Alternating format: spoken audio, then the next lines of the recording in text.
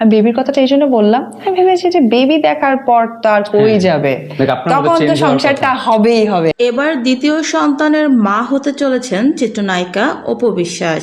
কিছুদিন আগে শবনম ইয়াসমিন বুবলি দ্বিতীয় সন্তানের মা হয়েছে, তারপরই অপু বিশ্বাস দিল এই সংবাদ। তবে অপু বিশ্বাস বুবলির মতোই মেয়ে সন্তানের মা হতে চান কিনা এই বিষয়ে কিছুই বলেননি। লাইভে এসে অপু বিশ্বাস বলেন, ইদানিং শাকিব খান বুবলির বাসায় ঘন ঘন যাওয়া আসা করছে, আমার বাসায় তেমন একটা আসছেন না। শাকিবকে আবারও কাছে পাওয়ার জন্যই দ্বিতীয়বারের মতো সন্তানের মা হওয়ার সিদ্ধান্ত নিয়েছি। আমার জন্য না হোক, অন্ততপক্ষে সন্তানের টানেও যেন শাকিব আবারও ফিরে আসে। অপু বিশ্বাস বলেন, শাকিবকে যতটুকু দেখেছি এবং বুঝতে পেরেছি, আমার কিংবা বুবলির প্রতি তার সেভাবে মায়া না থাকলেও সন্তানদের প্রতি শাকিবের যথেষ্ট মায়া আছে। শাকিব সন্তানদের খুব ভালোবাসে এবং কেয়ার করে। স্ত্রী অস্বীকার করলেও শাকিব তার সন্তানকে কখনোই অস্বীকার করেনি এবং করবেও না।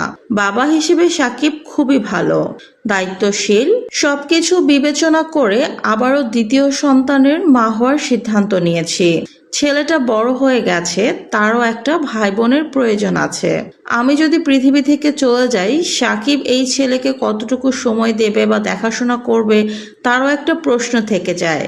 যেহেতু শাকিব সময়ের সাথে সাথে খুবই ব্যস্ত হয়ে পড়ছে, তাই আমি চাই আরেকটা সন্তান হোক, জয়ের ভাই বোন আসুক, জয়ও ভালো থাকবে। তাছাড়া শাকিবেরও মনোযোগ আবারও আমার দিকে ফিরবে বলে আমি আশা করি। হ্যাঁ ভিউয়ার্স, ঠিক এরকমই একটি ভিডিও বর্তমানে সোশ্যাল মিডিয়াতে ভাইরাল হয়েছে, যেখানে দেখা যাচ্ছে অপু বিশ্বাস দ্বিতীয় সন্তানের মা হচ্ছে শাকিব খানকে ধরে রাখার জন্য।